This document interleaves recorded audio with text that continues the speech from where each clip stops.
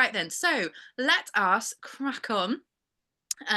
So hello, lovely to have you with us tonight. My name is Rue. I'm your host for this evening. This is TWOOMPH, just in case you accidentally stumbled upon us.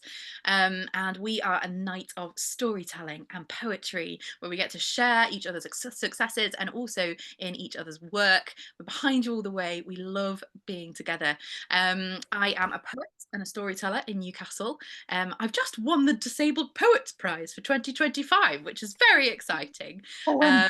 And so I'm doing some more writing stuff again, which after a period of losing my voice, which is incredibly important for me as a disabled poet, it's really lovely to kind of be back in the game and doing a little bit more stuff again. So it's lovely to be here.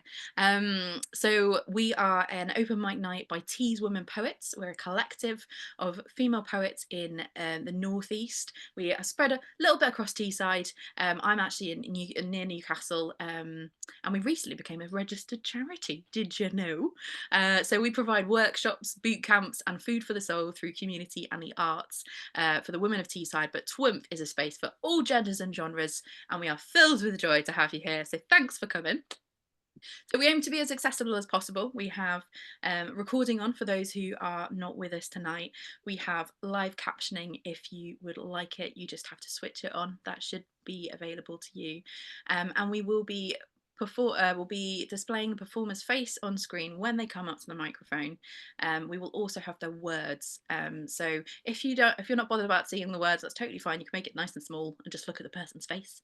And if and either way, like whichever you need, you can just drag it, make it bigger.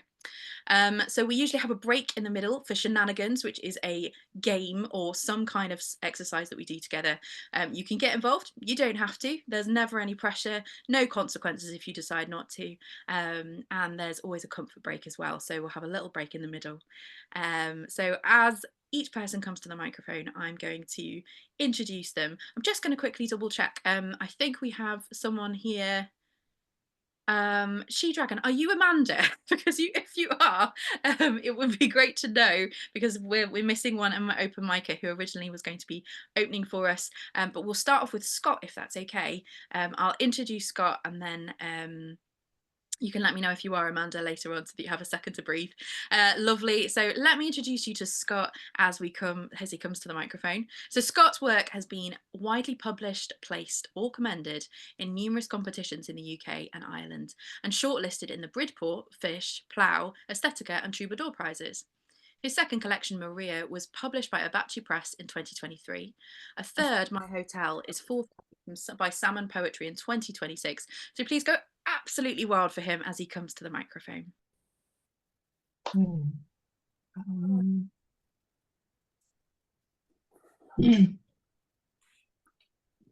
This poem is in 5 parts. It's based upon the 5 rivers of Hades. It was inspired by the death of a fictional character in my forthcoming collection. It's entitled At Once the River.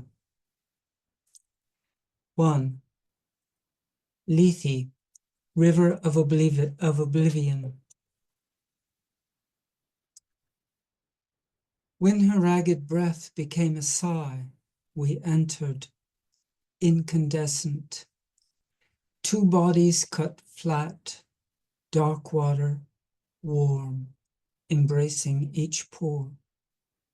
Deepness, a thrill, loosening our grip.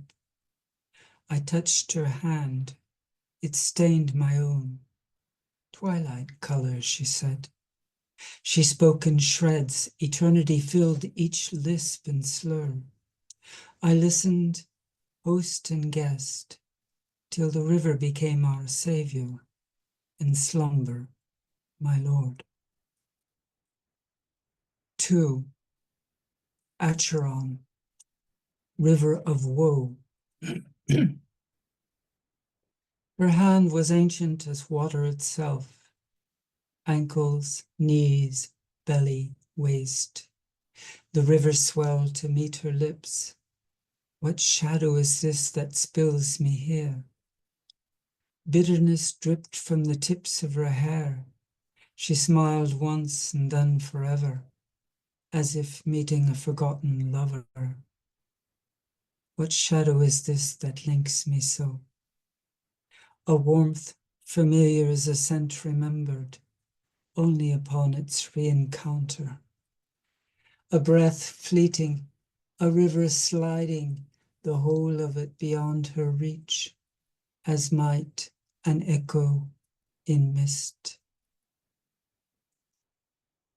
3. Phlegethon, river of fire. How long did she sleep? Certainly not an eternity.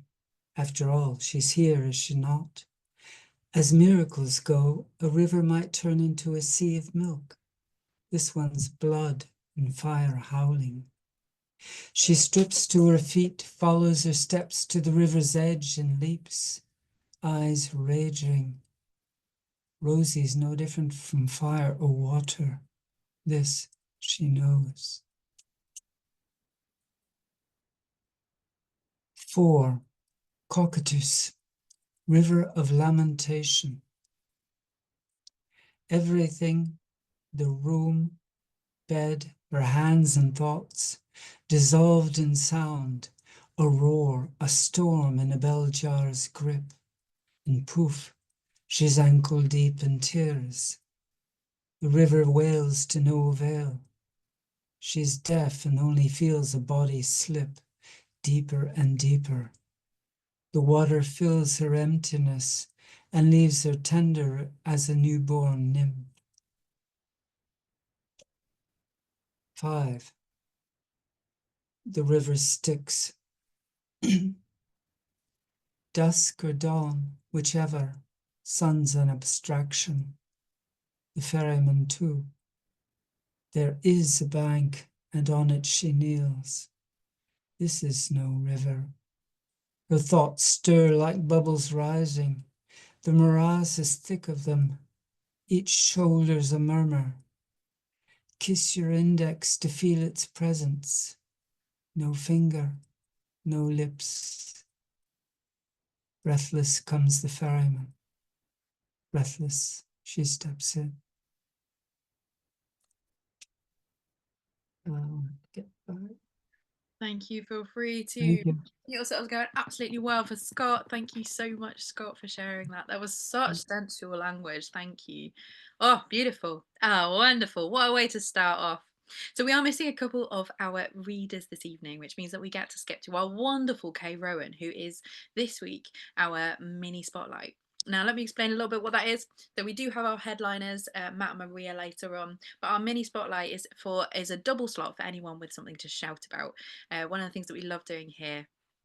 I am on, aren't I? Yes, fantastic. Just double checking. I'm not just yelling to my mute. It's a double slot with someone to shout about. One of the things that we love doing here at TWOOMPH is to help you shout about the things that you're excited about, whether it's that you cooked something really amazing this week, or whether it's you have got a pamphlet, or whether it's just that you've been writing and you wanted to try out something a little bit more.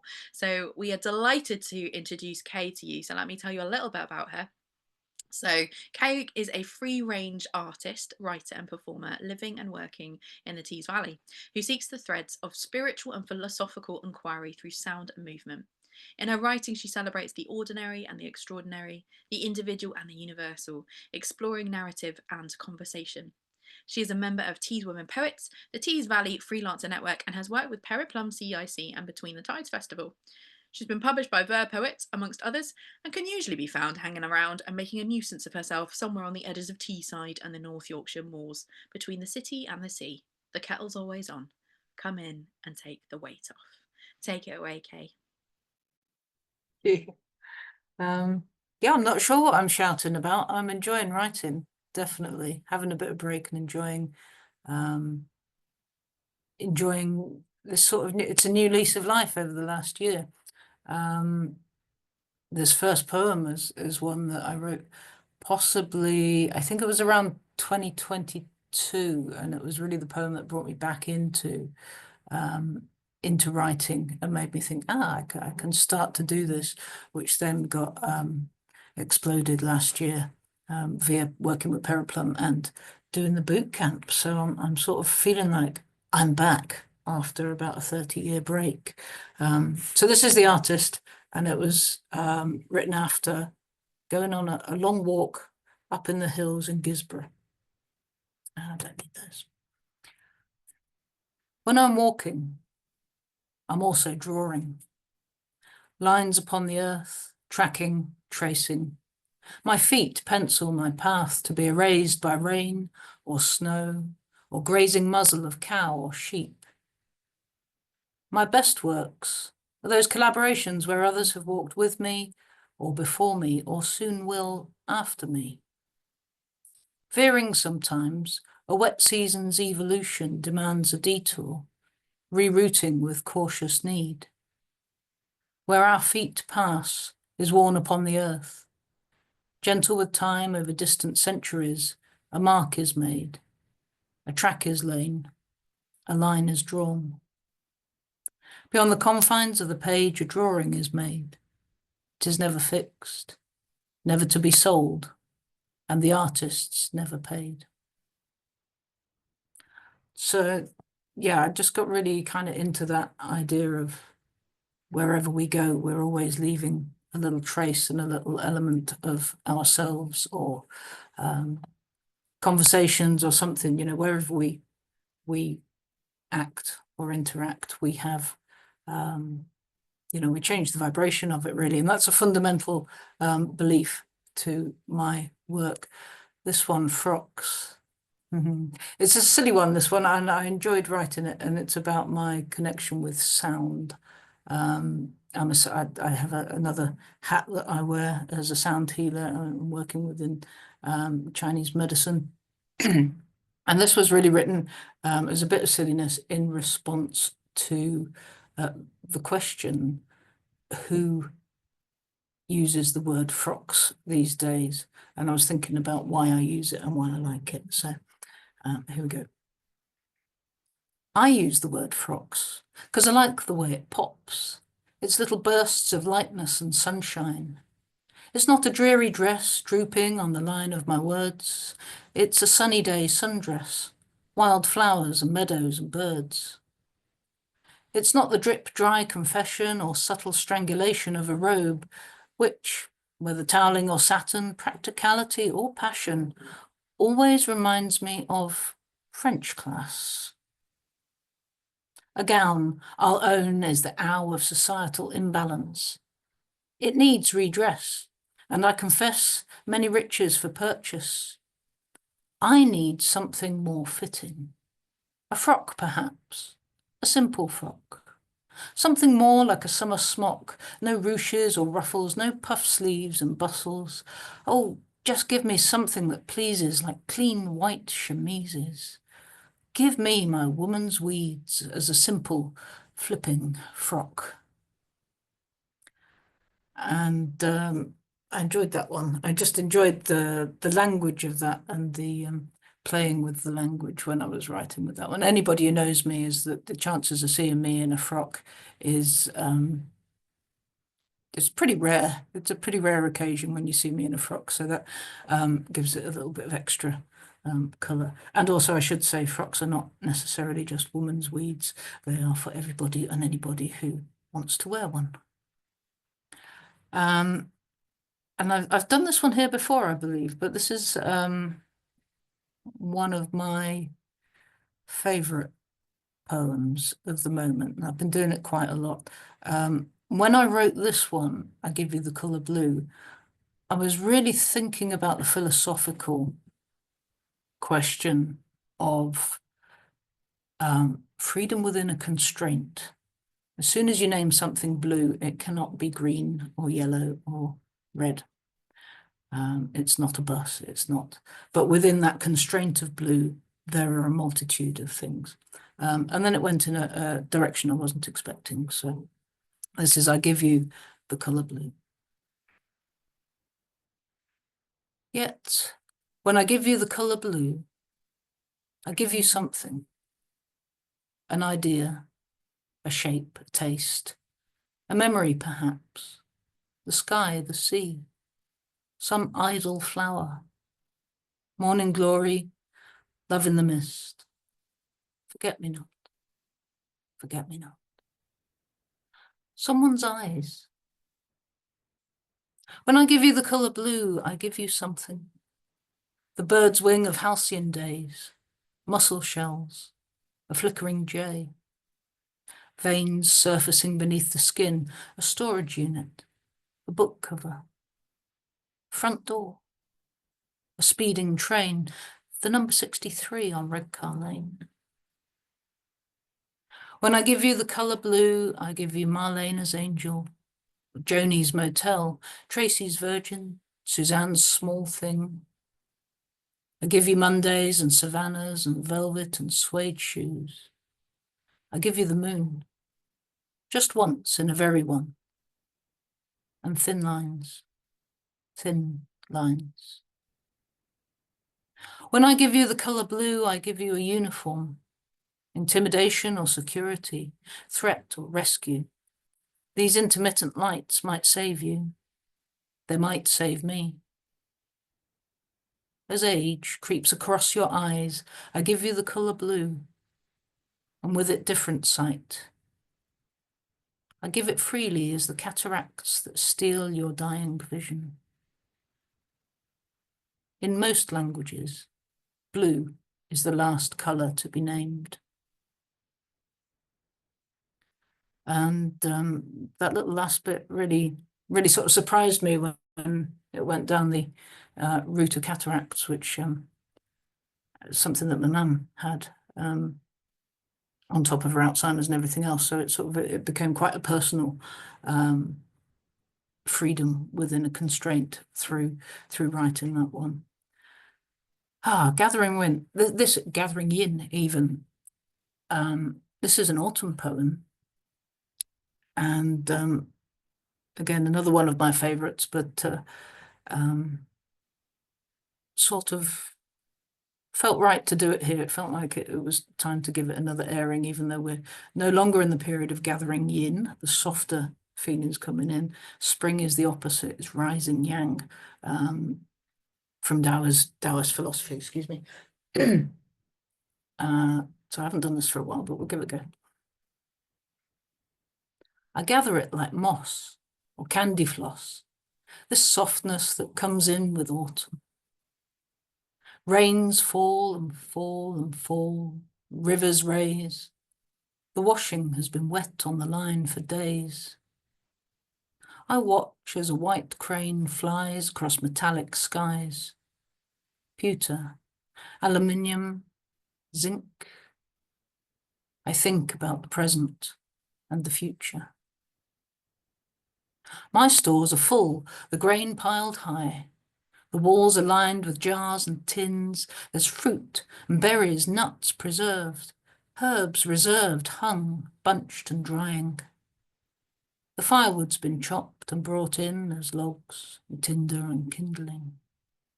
There's energy conserved within this annual dying. I think about the present and the future. So hand me an apple then, that I might bite the flesh and find the unborn secret seed. The future's patient potency swallowed makes my immortality plausible. And I may survive once again this slowing down, this gentling, this letting go, this readying.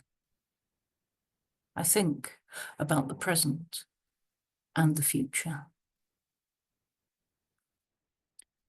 Thank you. Oh, wow. Please join me in unmuting yourselves and going crazy for Kay. Thank you so much for all of those stories. Woohoo! Thank you, thank you. Amazing. I think mesmerizing is the word. Just to kind of share a couple of the things that were said on the chat. Love that. Love the disorientation of intentional acts that aren't big art, but a conversation with our world. And then later on, just talking about how, wow, just mesmerizing, absolutely awesome, beautiful.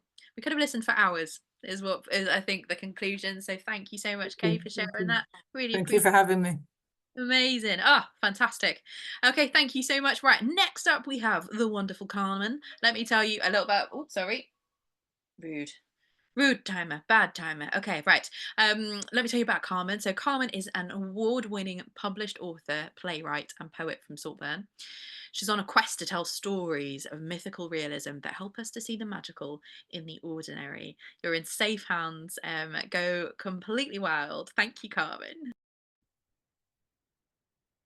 Hey everybody. Oh, good. I'm glad I'm reading this one because I forgot which one I was reading, which is always like terrible etiquette on an open mic. So that's why I love TWOOMPH because you always get reminded. Right, lovely. So this is The Keen and it's from a collection and it's all about Meave, who is the speaker of this poem. And Meave is the last and worst keening woman in Ireland. She's only 23 and and she is terrible at her job. She can't, and a keening woman is somebody who enables souls to cross over from one world into another. And this is right at the very beginning of the collection. The collection is a hybrid collection of experimental lyrical poems in play form. Sort of that's how it goes. It doesn't want to be one thing or the other. And so this is right at the very beginning when we join Meave, and she's closing up the bar. So The Keen. I gave the big red door to Flanagan's a hip shove, close up long after closing time. After the Doherty brothers grumble out, see them off up the Strand Road, tripping on their moon shadows, locked in each other's elbows. Open the windows to wind scrub the stout farts and the smoke rind. Drop another tot of the good stuff in the jar for the bar ghosts. Smoor the fire in threes to save, to shield, to surround. The embers chirp and spark, and I get the tug. Like the twitch before a bleed, a soul is getting ready to go. The last thing I said to my mother was, if you want to sleep, sleep, don't fight it. And didn't she go and die on me? And how could she do that to me? Take me at my word. That's how I knew I was keen. How out of me came the undersound after the end of breath that gives the soul the wish to go. The sound like trying to speak out loud a word I've only ever read. That curlews, sheer as daybreak, loud as dew, deep as milk. Learned from the tongue root that briars me to mammy dead, and all our mothers before us. I can feel it now. A soul wants out, wants me to give the wish to go, its bright cord tightening to a snap. I've asked new mummies who've been the bridge and know that death and life walk the same road. And they tell me they've felt the soul catch, felt the baba root and nip behind the belly button. Life twitching in, switching on, the cord tensing. And though I've never made a kid, not so much as sniffed a kiss, and this is just a guess. It is the same with death. I lock the door, follow the cord.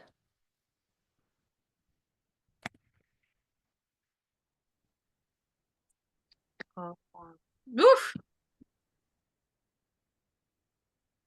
Glorious. Carmen, thank you so much for sharing. Oh, thank you.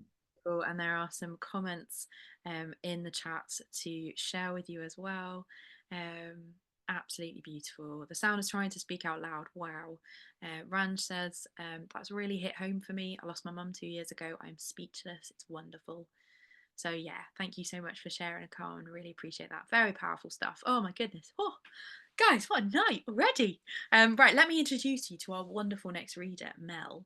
So Mawelwa Chelekwa is a Zambian British poet and spoken word artist.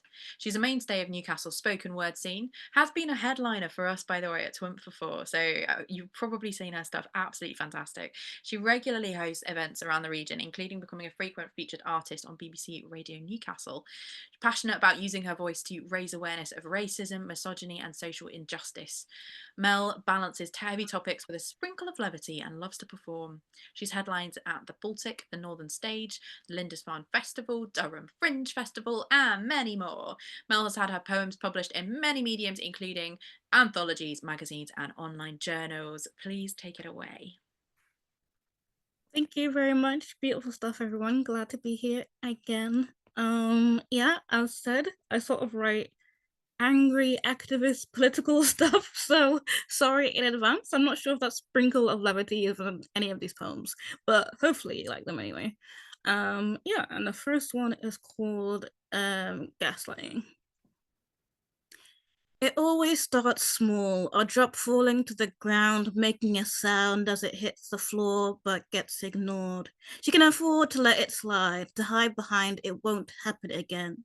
Even when this is the third time, the seventh, then it's tens, hundreds, then the dread takes over and the count is forgotten. Trapped in his pen, the privilege of men keeps her enclosed, forced to keep composed. Even now, the drop is now a tidal wave, expected to excuse the way that he behaves. She needs to evacuate, but instead she builds the dam.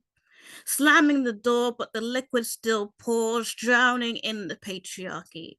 Outsiders are snarky, mocking her, painting the finger. He's the singer and they're the backup vocals, spreading it on socials. Here's what she did wrong, making sure her voice isn't heard in the song. She must not care or be having an affair. Well, you weren't there every time she tried to flee.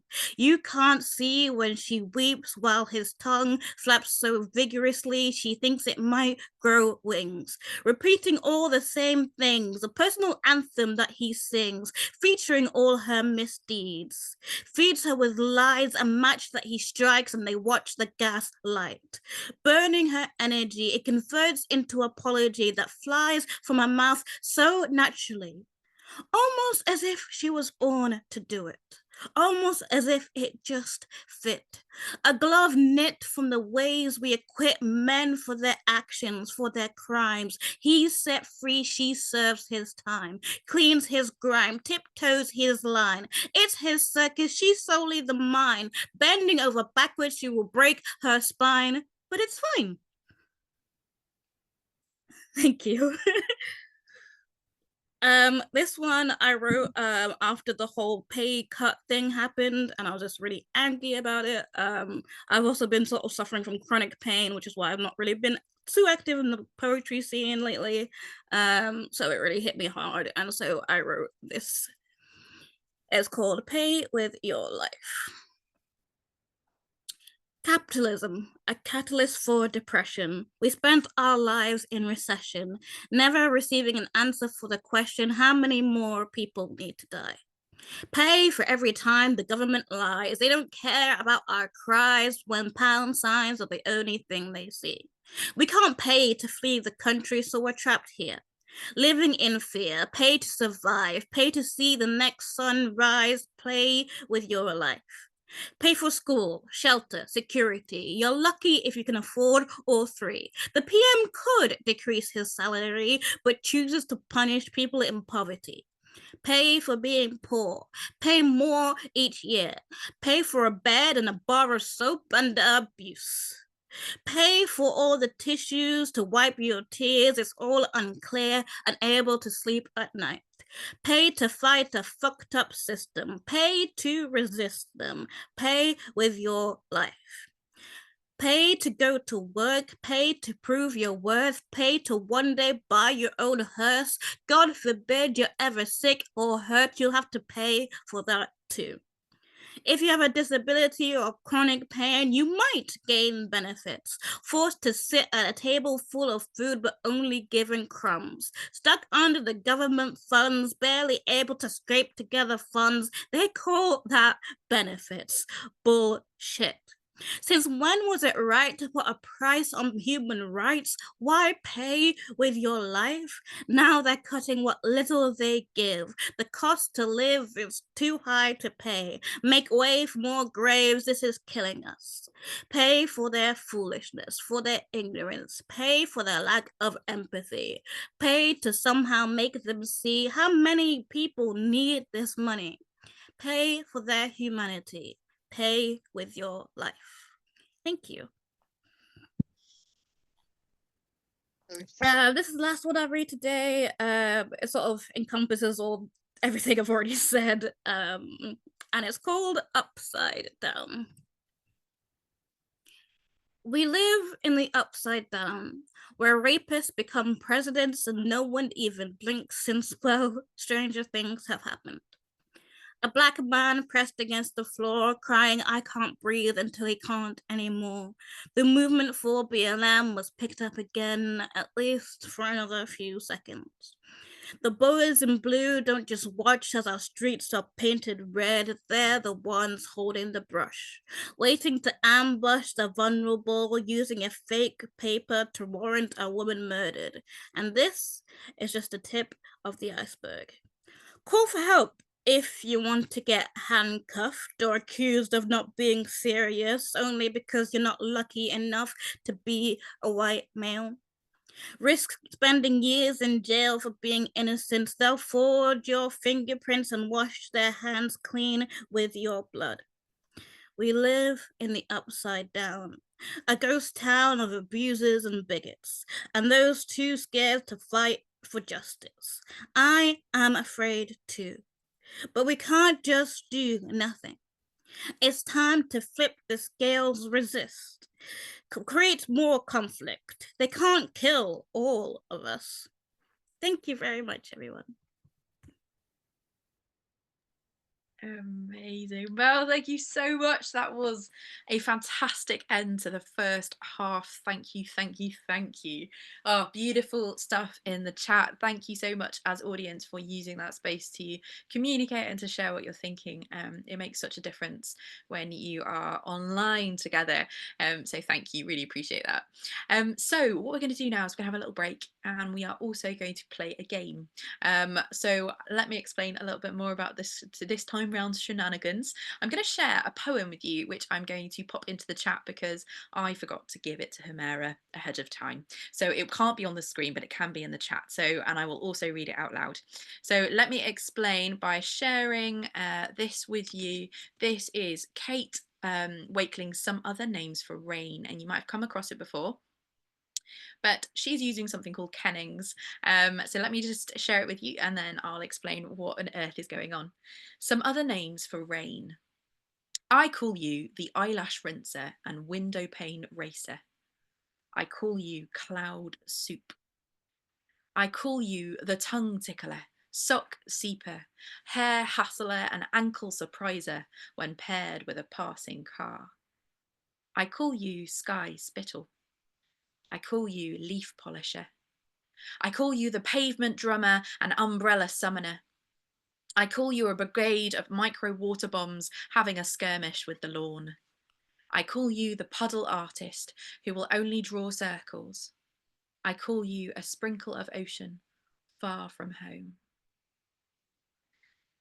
So basically she's using something called kennings. Let me explain a little bit about what on earth that means. It is a name, it is a term for something. It's a figure of speech, and which you could probably tell, but it's two words always put together when they're combined in order to form a poetic expression, a little bit more of a something something when it comes to describing a person or a thing.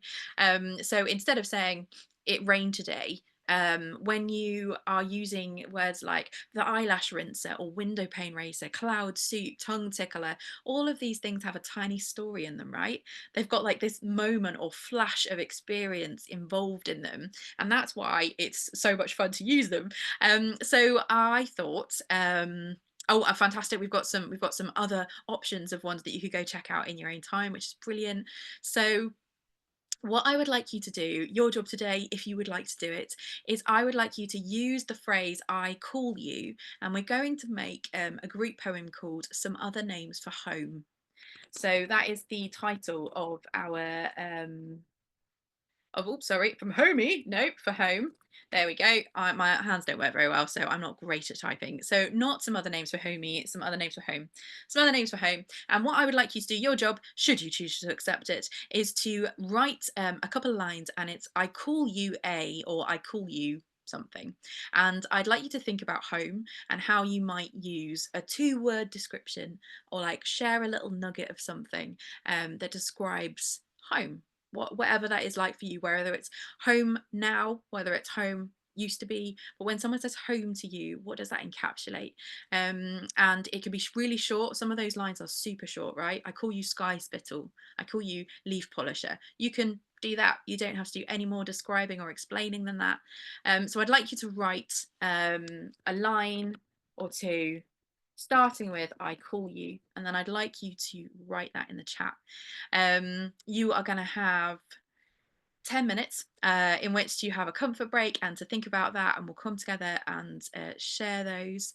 I'm going to pop my video off at the moment. I'm going to go get myself a drink. I'm going to get myself comfortable. I'm also going to have a little think about a kenning. So hopefully that is helpful. So have a little look back at that poem if you're wondering about what those might look like, and have a little think about what 2 words you can kind of put together in order to describe home. All right. Are there any questions? If you've got any, you are welcome to unmute. You can put them in the chat, or you're welcome to just pop off, and I will see you at 25 past.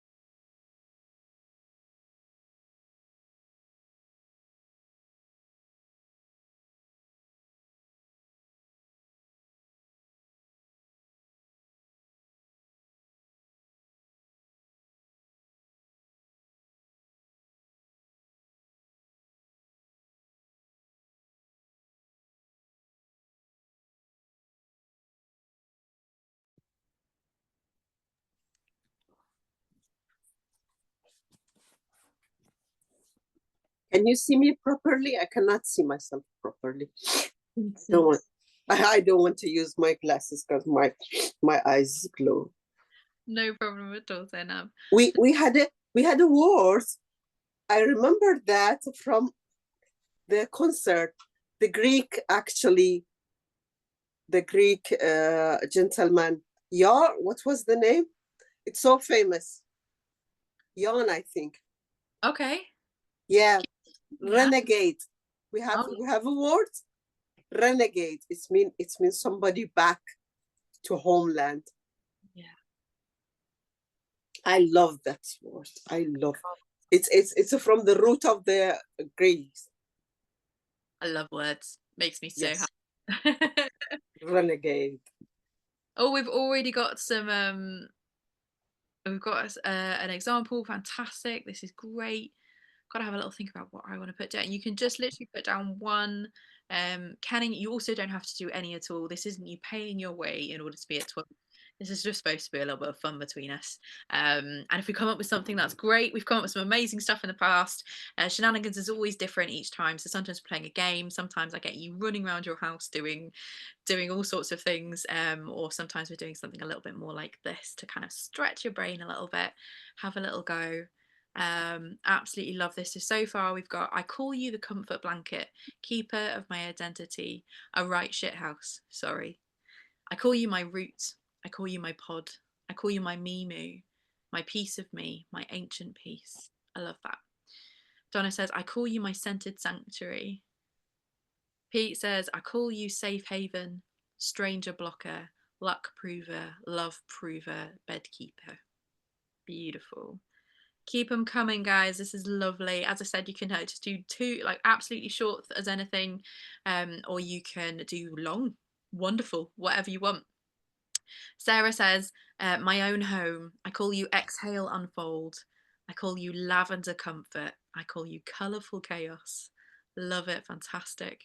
Kay says, I call you vacant heart, empty hope. T-Dragon says, I call you my grandparents' house. I call you the aroma of fur as soon as you open the restaurant door. I call you hugs that never end. I call you a hand upon my knee as we're driving. Mel Can I says, read? Sorry, can I read mines? Because I cannot find where is the chat. You finish what others wrote. Yeah. Love to hear it. So, and then Mel says, I call you the closed doors of chaotic comfort. Zainab, do you want to go for it? Yes, please. I call you refuge, shelter, warm corner, safety, before and after thunder. I am always renegade to you. Beautiful. I love it. I love the little detail of before and after thunder. That's gorgeous. Love it. Amazing. All right. Next one. I call you hive of the TVs. Creek, cozy ghosts, multi-mouthed lost things swallower. Amazing. Sarah says, my family home. I call you smoggy problematic. I call you M&M buffet. Kay says, I call you brick lung terracotta breath. Guys, these are beautiful. Oh, glorious. Thank you so much. We've only got a couple more minutes and then we are going to go into our headliners. Rachel says, I call you my mother's cave. I call you an enclave of safety within a wood of ambiguous dangers. I call you a lighthouse in rising wave. I call you cravings met or no longer needed. I love that. I also love the little detail of like sometimes like the cravings go when they're no longer needed anymore. I think that's really beautiful. Oh, lovely. Guys, this is lovely. I'm feeling a little bit melty, if I'm honest. I was like, oh, I wonder what we'll go for tonight. Some other names for spring. And then I was like, oh, it will be about daffodils, won't it?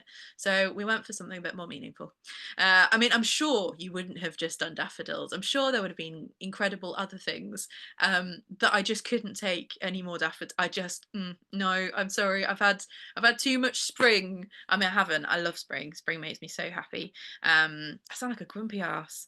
I can be grumpy. I'm not particularly, but I just find that sometimes, like, if you've done enough spring sessions and there's been enough daffodils, I've just had enough. Fantastic. All right, my final one before we head on, I think, unless we kind of get a couple more and then I'll share them at some other point. Mel says, I call you the only four walls that don't have ears, which is gorgeous. So that is lovely. Thank you so much for sharing those. Some other names for home. We will share this online because we obviously saved the chat. So I'll kind of pop this together and pop it online. It'll be on our TWOOMPH group and it might also be on other parts of our socials. But thank you so much for sharing that today. Really appreciate that. Beautiful. Guys. All right. So we have Yes, so next one. We have our wonderful headliners tonight. So we have 2 headliners. I know, double act, whoa.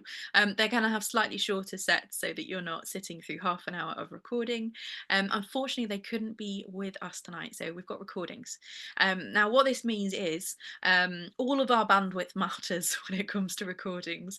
So I'm going to ask if everyone can switch off their videos. I'm going to switch mine off as well. You'll not have my face anymore, but you'll still be able to hear me. And we are going to share those 2 headlines one after another. I will introduce each of them, and then obviously you can use the chat at any point. You can do whatever you want, and we'll have a little kind of second in between them. But it just means that hopefully everyone is able to watch it and get a really good experience of it, because let us know if you're having any problems. But let me introduce you to our first headliner. So Matt Abbott is a poet, educator and activist from Wakefield. His spoken word stage show Two Little Ducks gained critical acclaim at Edinburgh Fringe 2017 and on a UK theatre tour. The show's poems were published in 2018. Matt's debut kids' poetry collection, A Hurricane in My Head, was published by Bloomsbury. He's performed live on Blue Peter and illustrated in Beano magazine. Oh, what a blast from the past. Love Beano. Matt's dynamic and engaging style is known for fusing political commentary with social realism. He was recently longlisted for the National Poetry Competition and has had work translated into Arabic for the New Arab newspaper. Please go absolutely wild for him and enjoy. Hello, I'm Matt Abbott. Thank you very much for having me. I am delighted to be doing this gig. I can't wait to watch it back on YouTube and see all of the other poems. As you are watching this, I am currently in an airport departure lounge with a toddler, so I hope that you are more comfortable and relaxed than I am at this very moment in time. I'm going to start off by reading a lyric. So I used to be in a band called Skint and Demoralised. This is our 4th album, We Are Humans, came out in 2019. And this is a lyric called Slim Jim's Liquor Store, which harks back to my earlier days in the music industry in the late noughties. Old school jukebox. Crimson cracked leather stools. Bare brick walls and neon lighting.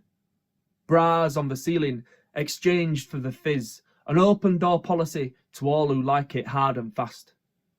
Outside, Islington. Smokers shielding squinting eyes. Inside, oblivion, flipping beer mats in solitude. Cyclists and cabbies, hostage to the heat. Flight mode and Bombay, drowning in defeat. My housemates swing by, try and get me to leave with them. They know that I had therapy today at 2 p.m. A job that neither wanted, reluctantly they goad, forced to watch a car crash from the centre of a road. LA woman, light my fire, play it dumb and fight desire, backdoor man, break on through, Mr. Mojo may construe. No natural light, no clocks, no clue, a finger down the throat says I last till 2, love me 2 times, break on through, Mr. Mojo may construe. And I fall down, down and out, but I love this place. And I drink here from 3 p.m. till come on fella, let's be off, till eyes glaze over and concrete feels soft. I'm 20 and I'm petrified, I'm leathered and I'm lost, fleeing from reality regardless of the cost. Down and out in London, tumbler in my hand, fumbling through a summer that I'll never understand. A wallet stuffed with customer copies of card receipts, a clammy forehead, 10 voicemails, a masterful purveyor of good times. The best. And I fall down, down and out, but I love this place. Another place that I do genuinely love now is Whitley Bay, up in your neck of the woods. I've got a poem in this anthology which is called Cosy Poems, which kind of says it all. My poem is After the Lake Isle of Innisfree by W.B. Yeats. So this is the promenade of Whitley Bay. I will arise and go now, and go to Whitley Bay, and check myself into a snug B&B with a single room, a shared bathroom, and no sea view. A weary wooden desk I will have there, for my half-filled notebook and my rollerball pens, to live alone and scroll my thoughts beside the windswept promenade. And I shall have some peace there, hands wedged deeply in pockets, tartan scarf and Dr. Martens, a gusty hike from Tynemouth before the rendezvous for chocolate and coffee. I'll let the sea breeze sting my cheeks on the rocks of St Mary's Island, before purple ink runs riot when I tuck myself away.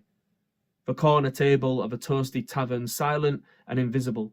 And when my tide is at its lowest, I'll swan dive into dog-eared books. I will arise and go now, for always, night and day, I hear karaoke from the Victoria, smell crispy batter from the arcade, sigh with satisfaction as my notebook slaps shut, feel that windswept promenade deep in my gut. This next one is about a very different experience of a coastline. This is from my debut collection, Two Little Ducks. In 2016, I spent a bit of time volunteering at the Calais Jungle Refugee Camp, and everything I expected to see was not what I saw. And everything I saw, I couldn't believe I'd not seen on the news. So this is why I wrote these poems. This is called 22 Miles. Just 22 miles. That's all it is. The sunlight bounces off the cliffs, and because they're taller, they look closer from France. I listen to the waves lapping over breakfast. I'd have a croissant and a coffee, but I feel sick. I'm sure if you've traversed through continents and oceans, you're going to look across and think, I could swim that. The seagulls float gracefully in ravenous packs, and my head's a total shed from all the parallels and chasms. David Williams, 10 hours 34, Sport Relief. Eurostar, 1 hour, 29 quid. P&O Ferries, 90 minutes, 40 quid. Channel Tunnel, 35 minutes, 49 quid. A smuggler's dinghy, through the dead of night, up to 13,500. Yesterday afternoon, I was sat playing cards with Ethiopians and Eritreans. The breeze picked up, so they invited me inside, into their home. And no word of a lie, right? No word of a lie, there was a Bradford City sleeping bag. Now, for those of you doing an internal shrug, there are 22 miles between their stadium and my home. It's the same between Leeds and York, between Newcastle and Hartlepool, Manchester and Blackburn, Birmingham and Leamington Spa, Northampton and Milton Keynes, Bristol and Newport, Oxford and Reading, Portsmouth and Bognor Regis, Romford and Southend, Calais and Dover. They ask me with wide eyes if Bradford are a decent team. I haven't got the heart to tell the truth. I want to ask them all how they got here, how long it took and how they managed, but that kind of thing is either volunteered or locked away. They offer me a cigarette and I smoke it just to socialise.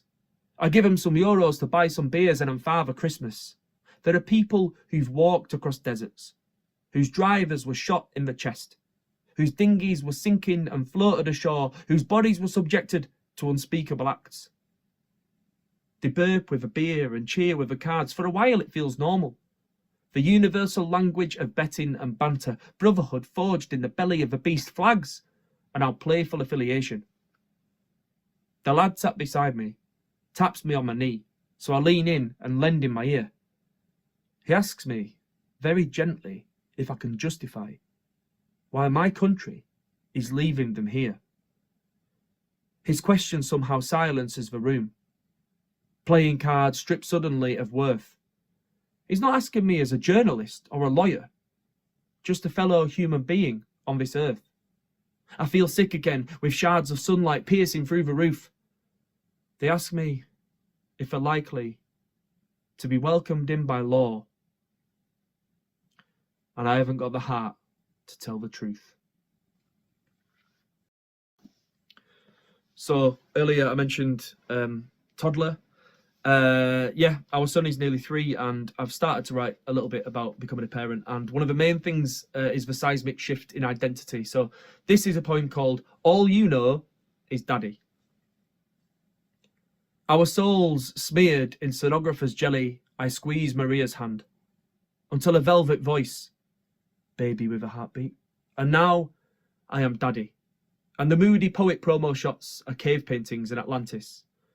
I am the hairy chested pillow when you could barely open your eyes, the firefighter's ladder in the playground, the nursery chauffeur in wintry blizzards, the bucking bronco on the mustard rug. To you, I am Daddy, and nothing else. the nappy man with a shoulder throne, the provider of tomato pasta, the companion for boats and bubbles, the evil shoulder strap tightener, Julia Donaldson at bedtime, and Julia Donaldson at dawn. And my flaws and my traits you are yet to comprehend, though you've already felt their burden. My strengths and capabilities will be the soles in your sandals. Going to finish with a poem that's in this anthology called Things There Are No Words For, on speculative books. When I do that, it's a genuine quote from a real estate advert offering beach properties in Gaza. Wake up. A beach house is not a dream. A dove plummets by your windowsill, strangled by phosphorus clouds. Phone our hotline to reserve your spot. We have begun clearing rubble and fending off squatters. Limbs wave amongst bulldozed bricks. A mother's wail resonates around a shell. Email us now to crystallize your future. Fight, liberate, settle, detach, cleanse. Thank you for listening. I hope you enjoyed my poems and I hope you enjoy everyone else's poems. I have a Substack called The Day Job, which alternates between creative and practical advice for poets. And everything you can find is at mattaboutpoet.com. But yeah, thank you very much for listening. Enjoy the poems and have a nice day. Cheers. Thank you very much. Oh, amazing. Now, obviously, there's probably not a huge amount of point in us applauding there because he is very far away. But I think we can agree that that was a really wonderful set. So if there are any comments or other things that you'd like to say, please pop them in the chat and we will send them on to Matt, who sadly couldn't be with us tonight. Our next headliner is Maria Ferguson. So let me tell you a bit about Maria. So Maria is a poet and theatre maker from Romford in Essex. She's won awards for her debut one-woman show Fat Girls Don't Dance, which won the Saboteur Award for Best Spoken Word Show in 2017. Her follow-up show Essex Girl won Show of the Week at Vault Festival in 2019. Her debut collection All Right Girl was published by Burning Eye March 2020 and was highly commended in the Forward Prizes. She'll be reading from her second collection, Swell, a raw and powerful documentation of one woman's experience of becoming a mother. Against a backdrop of the sounds and sensations of daily life, she longs for her own mother's embrace, observes as her body changes, and charts a course through loss and wilting houseplants towards recovery, empowerment, and renewal. So yeah, we'll let her take it away. Hello, my name's Maria Ferguson.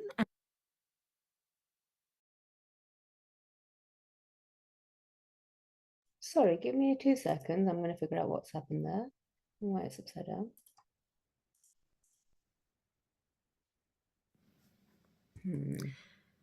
Hello, my No, I don't know why, but for some reason her set is upside down. I don't know why. Let me try this again.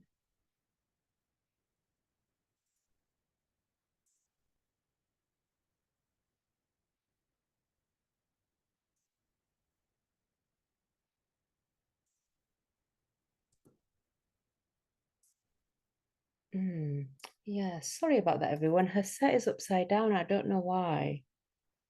It can look like that in the preview.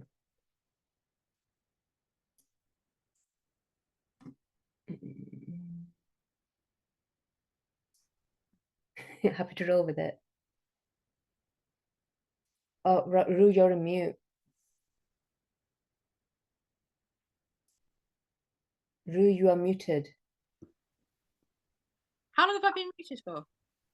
I don't know. It's my TV. I'm so sorry. There was me giggling and asking if everyone was happy with us trying just going for it.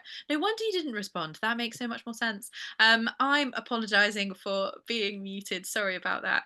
So are we happy to maybe have a go with having it upside down? Because to be honest, we could just not look. Go for it, says everyone. Absolutely. This is how we roll at TWOOMPH. Fantastic. Just take it away, Humera. I think we'd rather have Maria than not have her. So everyone did hear me share her bio, right? It was just after. Yeah. That's all right. That's fine then. Right, wonderful. Right, let's crack on.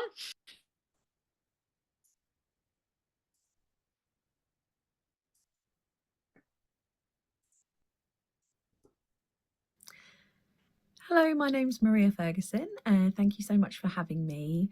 I'll be spending the next 10 minutes or so reading from my new collection, Swell, just here.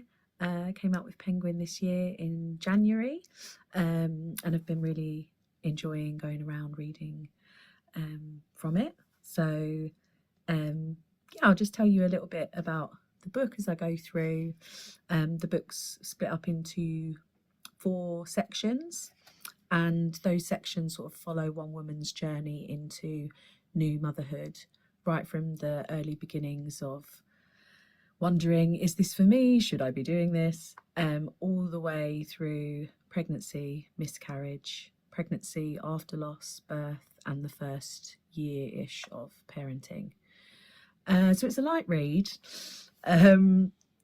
I'm going to begin with a poem that sort of sits outside those 4 sections.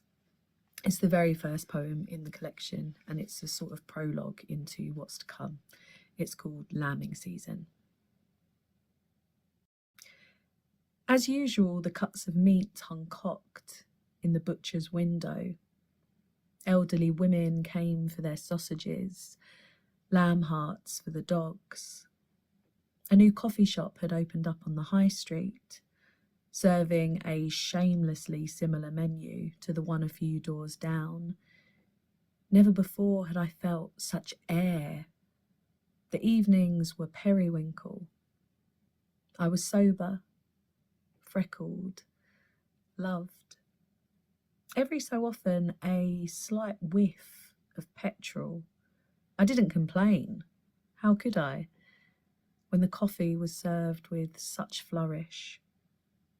When I lost that first pregnancy, it was deliciously warm. The sun beat down on the canal like it had something to prove. I glugged it down, pints of it, blocks of yellow butter, children in Easter hats. So yeah, the first section, which comes directly after that poem, is called Wood Chip, and that's all about sort of, yeah, those early stirrings, I suppose, of should I have a child? Is that something I want to do? And watching people around you have children and start families and being with someone you love and thinking, you know, that it's an option, but looking at your financial situation, sort of domestic security or lack thereof. And yeah, this is the very first poem in that section. It's called Ceiling.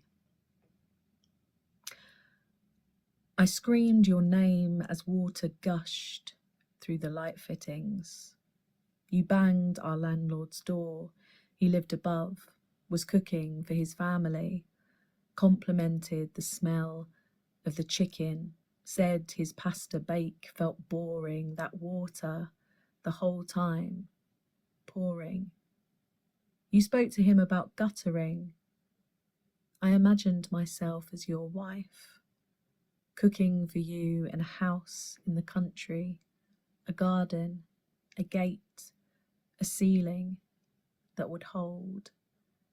I thought of voices in the house, fish fingers on Fridays, drawings on the fridge.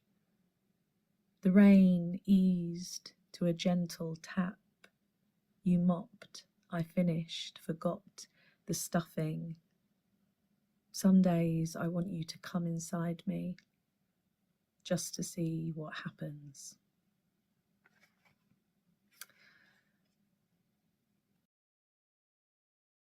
I haven't read that one, I don't think, since the book came out. My mum's been coming a lot to a lot of these events. Maybe she's watching. Hi, Mum. The second section of the book is called Nesting, And that's about a move up north from London to Yorkshire, an unexpected pregnancy, a miscarriage, and then using nature for healing, I suppose. Yeah, I'll read 2 from this section. This one's called Pomegranate. I brush my teeth and think of the pip. Pluck my chin. Pip. Scramble some eggs, milk and butter. So hungry, must be. Pip. Doesn't know me yet. But one day it might hate me as much as I hate myself. Shake its head when I dance in the kitchen. Drive a wedge between me and my friends. I'll struggle to hold a conversation. Won't sleep for fear of lilies. Me, him, Pip, money, space. A dog might gobble it up. No more Sunday morning lie-ins, pastries with the papers. Brunch. I put on an old pair of dungarees. Pip rips them from crack to crotch, wriggle in the permission of it. Might just be the making of me. Imagine Pip confiding in me. I go outside, eat my greens, fizzy orange tablet, Fitbit. Take great pleasure in the strain, collect names from American dramas, peanut butter straight from the jar, practice cradling abdomen, cluck.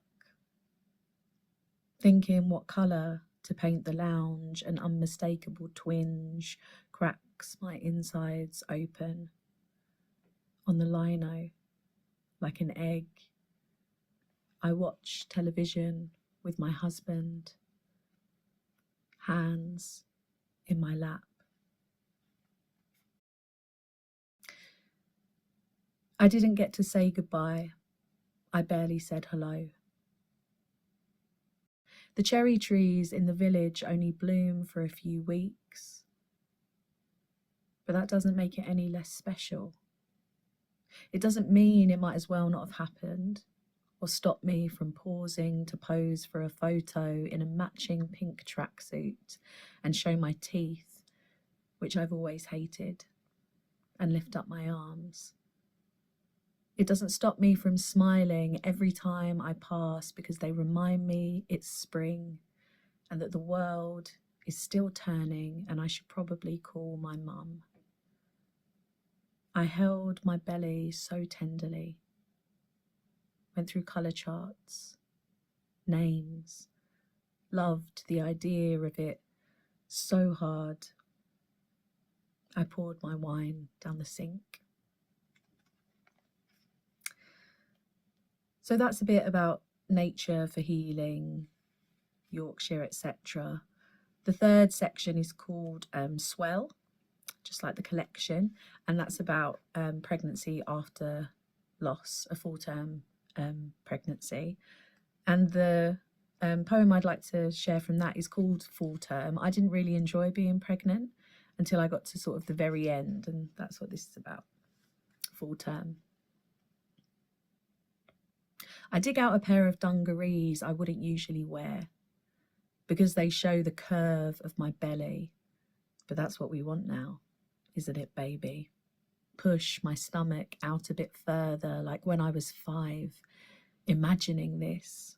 Hands placed on lower back, waddling like a fat duck. Or later, when the very thought made me want to unfasten myself, step out jagged and new. A man offers to carry my bags. An older woman beams on the bus. I spread across a double seat, devour a chocolate eclair. Delicious. How long have I got left? Oh, not long at all. So the last section is called Indigo, and that's all about sort of early motherhood, caring for this new life. This is a short poem from that section, as I've only got about 30 seconds remaining. It's called In Your First Weeks, I Was a Baby Too. 1 minute I was in a hospital bed, and then a garden, a bath, a cafe. Nothing made sense, everyone just babbled, faces an inch away from mine. I couldn't see past my outstretched arm, and even then in black and white. I wet my nappies, sat in my stink. No one asked if I wanted to be touched or held. I was fed and clothed and shushed to sleep, bathed in gentle soaps. Cried, didn't know or care if it was day or night. Knew only I needed my mum. Thank you so much for listening.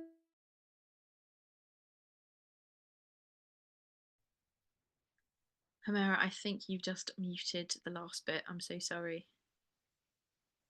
But I think that is Maria probably letting us know a little bit about Swell, her collection. So go check that out. No problem at all. Thank you so much for persevering with all tech things. Amazing. So utterly fantastic set. Thank you so much for sticking with us for 2 recorded sets. I know we haven't done that at TWOOMPH before, but we really wanted you to hear their work this month, and I think it was totally worth it. So you are welcome to come back, give us your faces again for our final 2 performers of the evening. Thank you so much, and absolutely, as Carmen said, whoop, beautiful readings, and the Gremlins did not defeat us. You are right, we are undefeatable. Is that the word? I can't remember right now. It doesn't really matter. It's a Thursday and I've got to go very far tomorrow. Absolutely delightful. So we have 2 more performers for you tonight. We have the wonderful Ranj. Let me tell you about her as she comes to the microphone. So Ranj says of herself, "Hey, I'm Ranjana, but everyone calls me Ranj. I'm a mother of 5, 4 grown up, 1 still in high school. Strongly believe everything can be overcome and use my poetry to help others through domestic violence." Absolutely fantastic. Ranj, please come to the microphone and take it away.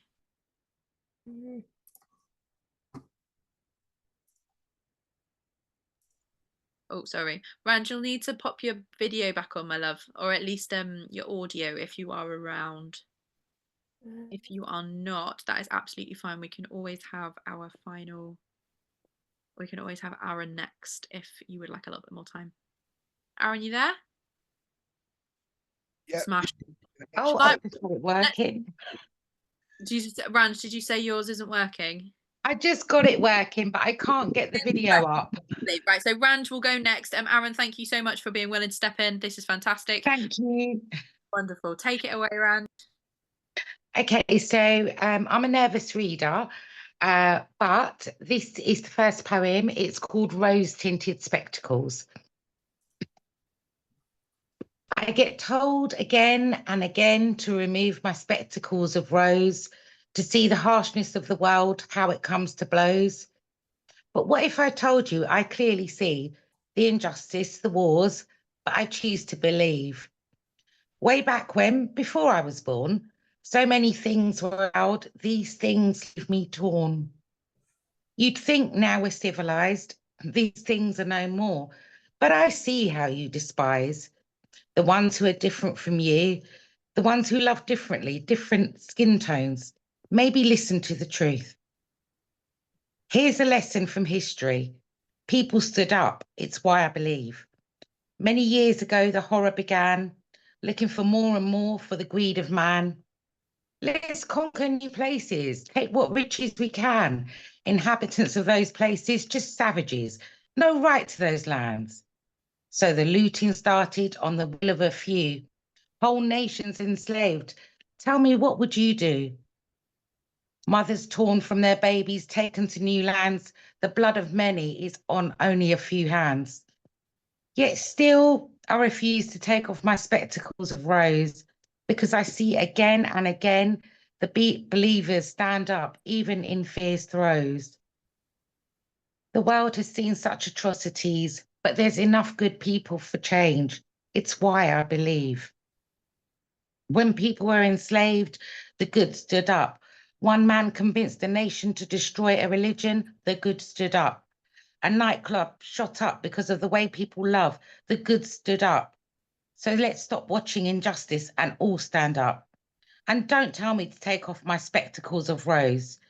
Through them, I see the good in the world. I stand up. I believe. I grow. That was my first one. I don't actually know how I'm still breathing. I'm so nervous. And this one's called Technology Takeover because I'm 53 and half the stuff that people can do now, it baffles me. So this is called Technology Takeover. Likes, dislikes, we crave and we wait. Not sleep, wide awake, no sense of time or place. Emulating computers, we keep going and going. Pictures of our lives, our trips, our bodies we're showing. Heads hung low, staring at screens. Is this what we hope for? No life, no dreams. Random words, senseless opinions we post. Bent over laptops like robotic ghosts. Sitting, not thinking, reacting to codes. Watching from our rooms as the world explodes. The bombs and weapons designed by man. Technology used to destroy distant lands. Beings created to quench human desire, artificial intelligence, sex robots, all add fuel to the fire. And we still crave our likes and dislikes, who's thin, who's fat, who met the despise. Just a sec, I'm on the phone, it's commonly heard. We've all stopped speaking, our voices not heard. But what of those who have no one close, whose only company is the notifications that glow? Millions of people alone in their homes, get up, go to work, go to bed on their own. Computers and tech give them another reason to go on, another community to join when the night is long. What of the girl in her silent prison? Cochlear implants mean the gift of sound is given. Technology used to declare war by man can give the wounded new limbs, new hands. Virtual space, altered reality have opened up man's deepest, darkest depravities. And we sit and wonder, where will it all go? Will robots become the master race, or should technology be embraced? There is so much more to explore if only we are willing to open the door. And that was my second one. Thank you for having me. Oh, guys, please open up your mics and go absolutely wild for Anne. Thank you. Absolutely having a nervous breakdown reading, but yeah, thank you. Well, come across, you did such a fantastic job. Thanks so much for sharing your poetry with us today. Thank you. Glorious. Please come back, do it again. That was amazing. Thank you, Rand. That was fantastic. I hope you enjoyed it as well, that you weren't so nervous that you were kind of worried all the way through. No, I actually did once I got into it. I'm really pleased. Thank you so much for sharing. All right, everyone, our final reader of the night, I'm sorry to say, not because he's not fantastic, but because it is our so let me introduce you to Aaron. So Aaron Murdoch writes and reads his poetry around Merseyside. After Aaron's tablet died last month, he is currently dancing the two-step verification tango on a new Samsung device. Oh, Aaron, we feel you. That's a huge no. Your brain implant Musk. Breaking news, Aaron just wants to read the first one. That's fair enough. The captured dictator endured death camp exercises. Looking forward to it. Take it away, Aaron. This is getting published in Take a magazine as well. The captured dictator endured death camp exercises. A friend or relation becomes the dictator. Executive, military, experimental greater. An inter-universe strikes out until entire cosmos and other nations kick back, kick so hard foundations of everything in their power collapsed inwards and brought the country into further ruin. Throughout entire reign, you're by their side, but also in time, space, no breathing, feeding, sleep, but saw everything to current fall. You feel the broken glass under feet, in their damaged suit and on their knees. can remember everything, but a word is just now. I can finally speak, but still trace of time-space, alongside do's and important don'ts. You just can't see what's coming, but the kneeling now knows of company. Do say you're still my friend. Don't say you murdered all those people. Do say you had a lot on your plate. Don't say you imbecile could have done it in sleep. Do say you still remember who you are. Don't say, and I saw you faked in once guitar. Do say, don't know how, but was there as well. Don't say, they're a human being till you treated hell. Do say, well, maybe now we can help each other run. Don't say, do you remember that old television program? Do say, the roof is still intact for helicopter. Don't say, look out that window. It is a drop. Now, drop. Do say, more things on earth to understand. Don't say, and you never got the Antichrist autograph. Do say, don't say, no, do say, no, don't say, do say, gates broken into, coming to beat the pull. Don't say, have you followed the football results? Do say, you have horrible past as friendship look. Don't say exactly what you want. Do say, well, you're finished, that's from the off. Don't say anything until certain of. You survived the bloody rule of a vicious tyrant. With a mob the palace stormed. Up on those floors the dictator with their pet hostage demonstrator. Do eliminate the entire room and say collateral. Don't. Doesn't matter. In the mob clatter, a murderer's front of who didn't run, because their chance weighed up the don'ts as their blood pumped, instincts refused. You have just finished construction of a building the most powerful person stared out from. Do count the money, walk off to history. Don't maliciously design the staircase to reach the very top. Thank you, Anna. Amazing. Aaron, thank you so much. Fantastic. Absolutely love that. Do's and don'ts. Relentless but glorious. Thank you so much, Aaron. Woo! Oh, I am very sad to say that is the final part of TWOOMPH tonight. Thank you so much for hanging on with us, especially a little bit further than our 8 o'clock cutoff. Really appreciate having you here tonight. As you probably know, we are always on the 4th Thursday of every month. I know that's particularly memorable, but it's the 4th Thursday of every month. So next month we will be back and we will have so many more readers and headliners for you. So we'd love to see you again then. But in the meantime, please give us a follow on social media. Please come back.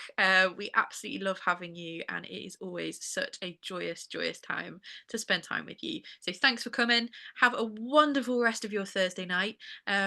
And yeah, go get some food if you haven't had any. Hydrate yourselves, get yourselves comfy and rest well. And thank you once again for such a precious time. Take care. Bye.